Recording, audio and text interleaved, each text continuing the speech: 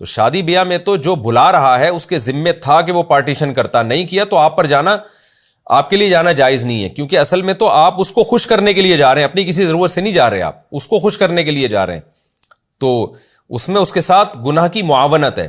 جبکہ ہوٹلوں میں، جہازوں میں، ٹرین میں، ان میں سفر کرنا یہ آپ کی ضرورت ہے، یہ اس کی ضرورت نہیں ہے. اس کی تو ہے لیکن آپ کی بھی ضرورت ہے یہ. تو اس لیے ہوٹلوں میں اگر کوئی مکس گیدرنگ کا ماحول ہے تو یعنی کوئی پارٹیشن کا انتظام نہیں کیا تو ہوٹل والے نے غلط کیا، اس کو کرنا چاہیے. لیکن اگر نہیں کیا تو آپ اپنی زوجہ کے ساتھ، اپنے بچوں کے ساتھ جا سکتے ہیں، کھانا کھا سکتے ہیں. تو اس میں آپ یہ ضرور کریں کہ آپ جائیں. بلکہ آج کل تو پردے دار عورتوں کو ایسی جگہوں پہ تو یعنی تفریحی مقامات پر تو لے جانا چاہیے، انہوں نے تو بڑی قربانی دی ہے، اس ماحول میں پردہ کیا ہے.